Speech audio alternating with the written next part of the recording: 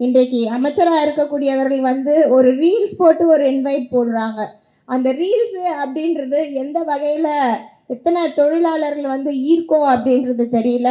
தமிழ்நாட்டில் வந்து ரீல்ஸ்க்கோ ரியாலிட்டிக்கோ வித்தியாசம் தெரியாத வந்து ஒரு தமிழக அரசு வந்து எடுத்து செல்கிறார்கள். அமைச்சராக இருக்கக்கூடியவர் அவரே வந்து மேடையில் பேசும்பொழுதெல்லாம் தீய சக்தி, அந்த சக்தி, இந்த சக்தின்றாரு. சரி, நீங்கள் வீட்டில் ஸ்கிரிப்ட் படிச்சுட்டு வரீங்க, படிச்சுட்டு வர ஸ்கிரிப்டை காரில் ட்ராவல் பண்ணும்போது கூட ஒரு 5 வாட்டி படிச்சிருக்கலாம்ல, மறந்துடுச்சு. ஒரு 2 நிமிஷம் பார்க்குறாரு, பார்த்துட்டு சரி ஓகே திருப்பி எடுத்து பார்ப்போம் என்ன அது அப்படின்ட்டு. விர்ச்சுவல் வாரியர்ஸ் தான் எங்களுக்கு எல்லாமே அப்படின்னு சொல்லிட்டு இந்த விர்ச்சுவல் வாரியர்ஸ் கிட்ட நான் கேட்குறேன், ஏன்ப்பா விர்ச்சுவல் வாரியர்ஸ்களா உங்களுக்கு மண்டையில் எதனா இருக்குதா?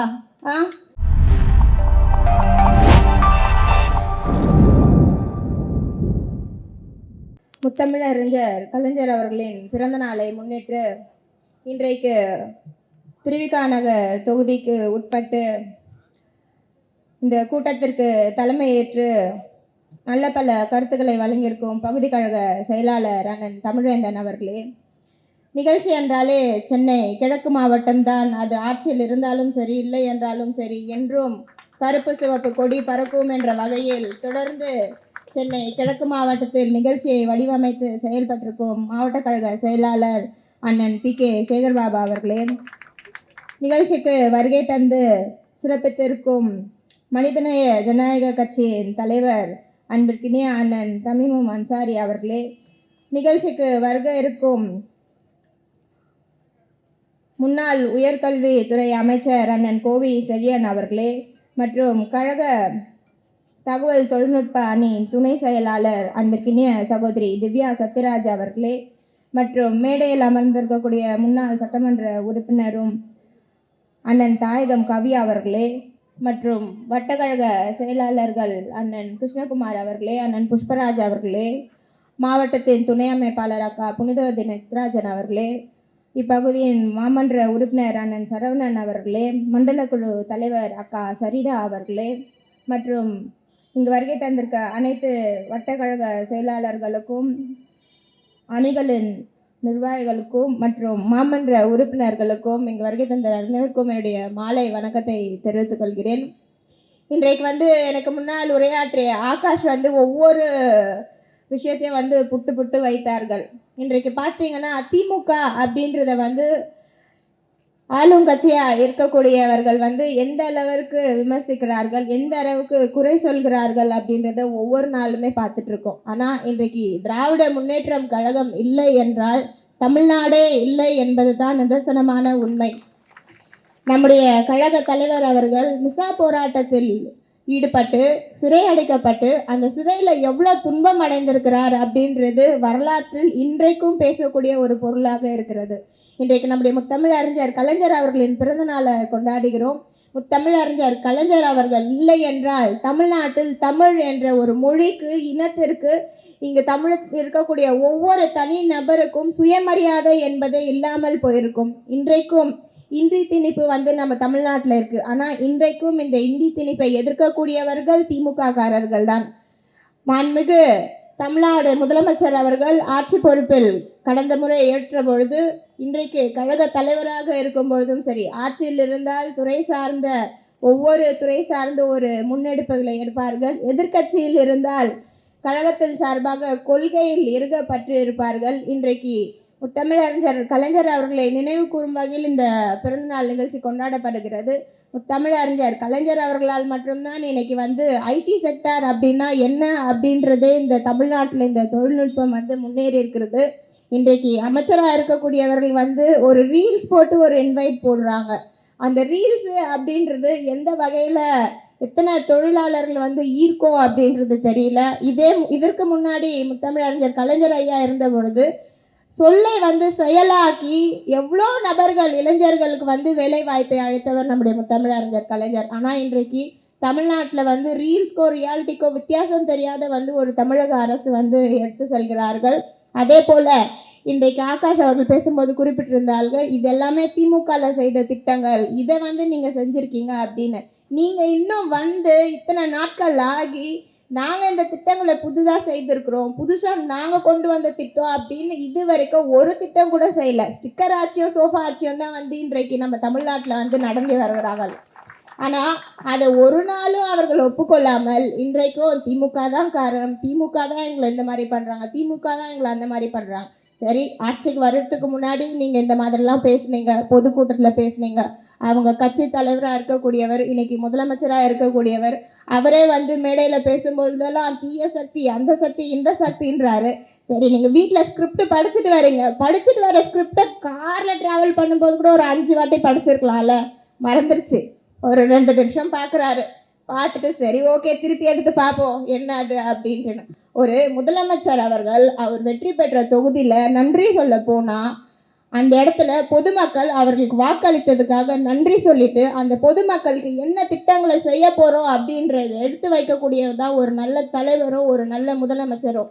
இதே நம்முடைய திராவிட முன்னேற்ற கழகத்தின் தலைவர் அவர்கள் கொளத்தூர் தொகுதியில் போலிங் முடிஞ்சு எலெக்ஷன் டேட்டு ரிசல்ட் வந்த மறுநாளே வந்து கொளத்தூர் தொகுதியில் வந்து நன்றி சொல்ல போனாங்க. ஆனால் எந்த ஒரு விமர்சனமோ எந்த ஒரு எதுவுமே வைக்காம பொதுமக்களை பார்த்து நன்றி மட்டுமே தெரிவித்து வந்தவர் நம்முடைய கழக தலைவர் அவர்கள். அரசியல் நாகரிகமே என்ன என்று தெரியாமல், அரசியல் எப்படி செய்யணும் என்று தெரியாமல் இன்றைக்கு தமிழ்நாட்டில் உட்கார்ந்து சோஷியல் மீடியாவில் மட்டுமே அரசியல் செய்யக்கூடியவர்கள் தான் இந்த தற்கூரி கூட்டங்கள் என்று சொல்லலாம். இன்றைக்கு பார்த்தீங்கன்னா விர்ச்சுவல் வாரியர்ஸ் அப்படின்னு சொல்கிறாங்க. அவர் முதலமைச்சர் அவர்கள் வந்து பேசும்போது சொல்கிறாங்க, விர்ச்சுவல் வாரியர்ஸ் தான் எங்களுக்கு எல்லாமே அப்படின்னு சொல்லிட்டு. இந்த விர்ச்சுவல் வாரியர்ஸ் கிட்ட நான் கேட்குறேன், ஏன்ப்பா விர்ச்சுவல் வாரியர்ஸ்களா, உங்களுக்கு மண்டையில் எதனா இருக்குதா? ஒரு கண்டென்ட்டை போடுறீங்க, போடுற கண்டென்ட்டு எது உண்மை எது பொய், எது போடணும் எது எல்லாம் கிடையாது. நாங்கள் விர்ச்சுவல் வாரியர்ஸ், நாங்கள் போடுவோம், என்னன்னா போடுவோம், எப்படின்னா போடுவோம். என்ன பண்ணுறீங்க அப்போது? இந்த விர்ச்சுவல் வாரியர்ஸை வச்சு தமிழகத்தில் இது ஒன்றும் திரையில் வர படம் கிடையாது. 3 ஹவர் வந்து பார்த்துட்டு கை தட்டிட்டு வெளியில் வந்துட்டு ரிவ்யூ பண்ணிவிட்டு படம் நல்லா இருந்தது, இவங்க நல்லா நடிச்சிருந்தாங்க, அவங்க நல்லா நடிச்சிருந்தாங்க. இது தமிழ்நாடு ஒவ்வொரு மக்களுடைய வாழ்வாதாரம், வாழ்க்கை, அதே போல் இருக்கக்கூடிய முன்னேற்றங்கள். இதில் வந்து நீங்கள் விர்ச்சுவல் வாரியர்ஸ் சோஷியல் மீடியாவில் உட்காந்து என்ன பண்ணுவீங்க? இது வரைக்கும் அவங்க வெற்றி பெற்று ஒவ்வொரு தொகுதியில் இருக்கக்கூடிய எம்எல்ஏக்கள் எத்தனை பேர் பொதுமக்களை பார்த்து அவங்க கோரிக்கைகள் என்னன்னு கேட்டிருப்பாங்க, என்ன திட்டங்கள் கொண்டு வந்திருப்பாங்க? இது வரைக்கும் அமைச்சர்கள் அவர்கள் வந்து துறை சார்ந்த ரீதியாக வந்து போய் வந்து ஆய்வு கூட்டங்கள் மேற்கொள்கிறாங்க, துறை சார்ந்து மீட்டிங் போடுறாங்க. அது தாண்டி நீங்கள் ஒரு கட்சி அமைப்பு சார்பாக பொதுமக்களை எந்த இடத்துல பார்த்துருக்கீங்க? பொதுமக்கள் கிட்ட எந்த இடத்துல பேசியிருக்கீங்க? அவங்க கோரிக்கைகள் என்னன்னு கேட்டிருக்கீங்க? ஆட்சி அமைக்கிறதுக்கு முன்னாடி திமுக இந்த மாதிரி பண்ணிட்டாங்க, நாங்கள் அப்படி இருக்க மாட்டோம், நாங்கள் இந்த மாதிரி இருப்போம், நாங்கள் நேரடியாக வந்து களத்தில் பணியாற்றுவோம். எந்த இடத்துல நீங்கள் இது வரைக்கும் நீங்கள் களத்தில் பணியாற்றி இந்த திட்டங்கள் வந்து ஒரு சின்ன ஒரு பம்பு சொல்லுங்கள், எங்களுக்கு வந்து இந்த இடத்துல பொதுமக்கள் வந்து பம்பு கேட்டாங்க, நாங்கள் வந்து துறை சார்பாக வந்து இந்த இடத்துல பொதுமக்களுக்கு பம்பு போட்டு கொடுத்தோம் அப்படின்னு. அதுவே இன்னும் எதுவே பண்ணல. ஒவ்வொரு துறையிலையும் ஒவ்வொரு அமைச்சர்கள் இருக்கிறாங்க, அந்த அமைச்சருக்கு பதிலாக வந்து யாரோ போயிட்டு வந்து கோட்லாம் போட்டுட்டு இன்ஸ்பெக்ஷன் பண்ணுறாங்க. இது எந்த நாட்டில் நடக்கும்? எந்த நடைமுறையில் நடக்கும்? இது வரைக்கும் திமுக கடந்த 5 ஆண்டு காலம் ஆட்சியில் இருந்தாங்க. இந்த 5 ஆண்டு காலம் ஆட்சியில் வந்து துறை சார்ந்த அமைச்சர்கள் தவிர்த்து வேற யாராவது ஆய்வுகள் மேற்கொண்டிருப்பார்களா? வேற யாராவது ப்ரெஸ் மீட் பண்ணியிருப்பாங்களா? எந்த ஒரு பொறுப்பாக இருந்தாலும் சரி, அது பாசிட்டிவோ நெகட்டிவோ அந்த துறை சார்ந்த அமைச்சர் தானே அதை பார்த்தாங்க, அதை பற்றி பேசினாங்க. இன்றைக்கு ஒரு மருத்துவமனையில் வந்து அவங்க அணியில் இருக்காங்கன்னு கோட் போட்டுட்டு போய் பார்க்குறாங்க, அது எந்த வகையில் சரி? அதுக்கப்புறம் அதுக்கு ஒரு எக்ஸ்ப்ளனேஷன், அதுக்குள்ளே அந்த விர்ச்சுவல் வாரியர்ஸ்லாம் வந்துடுவாங்க உடனே சோஷியல் மீடியாவில் ஃபைட் பண்ணுறதுக்கு. இது வந்து ஒவ்வொரு தமிழ்நாட்டில் இருக்கக்கூடிய ஒவ்வொரு குடிமகனின் வாழ்க்கை, அடுத்த தலைமுறையினோட எதிர்காலம், அடுத்த தமிழ்நாடுடைய ஒவ்வொரு நபருடைய வாழ்க்கை இதில் இருக்கிறது. இதை வந்து இன்றைக்கும் ஆட்சி பொறுப்பேற்று இத்தனை நாட்கள் ஆன பிறகோ, சட்டத்தை அமைத்த பிறகோ இன்றைக்கும் அவர்கள் பொறுப்பில்லாமல் திமுகவை குற்றச்சாட்டு சொல்லி திமுகவை வந்து குறை சொல்லியிருக்கிறார்கள். ஆனால் அவர்கள் என்ன செய்கிறார்கள் என்று இதுவரை அவர்கள் வந்து அவருடைய கவனத்துக்கே வந்து எடுத்து போகவில்லை. நேற்று மதிப்புக்குரிய ஆதவ அர்ஜுனா அவர்கள் வந்து பேசுகிறாங்க, நாங்கள் இதை பண்ணிடுவோம் அதை பண்ணிடுவோம், எதை வேணால் பண்ணுங்க, திமுக காரனை எனக்குமே உங்களால் அசைக்கவே முடியாது. என்றைக்கா இருந்தாலும் கருப்பு சிவப்பு கொடி பறக்க தான் செய்யும் தமிழ்நாட்டில். கருப்பு சிவப்பு கொடி இல்லை அப்படின்னா தமிழ்நாட்டில் தமிழருக்கோ தமிழ் இனத்திற்கோ இன்றைக்கு ஒரு முன்னிலையே இருந்திருக்காது. அதை நாங்கள் தைரியமாக மார்த்தட்டி ஒவ்வொரு இடத்துலையுமே சொல்லுவோம். அதை வந்து நீங்கள் மைக்கில் மட்டும் பேசுறதை விட்டுட்டு பொதுமக்களை வந்து உங்கள் சட்டமன்ற உறுப்பினர்கள் எல்லாம் நேரில் ஃபஸ்ட்டு பார்க்க சொல்லுங்கள். அதுக்கப்புறம் களை பண்ணி ஆற்ற சொல்லுங்கள். ஒரு 2 ஹவர் 3 ஹவர் வெயிலில் நின்று இன்ஸ்பெக்ஷன் பண்ண சொல்லுங்கள் ஃபஸ்ட்டு. அதுவே இன்னும் யாருமே பண்ணலை, எதுவுமே பண்ணலை. சும்மா திமுகவை குறை சொல்கிறது, இல்லைனா விர்ச்சுவல் வாரியர்ஸை விட்டு எல்லாரையும் அட்டாக் பண்ணுறது.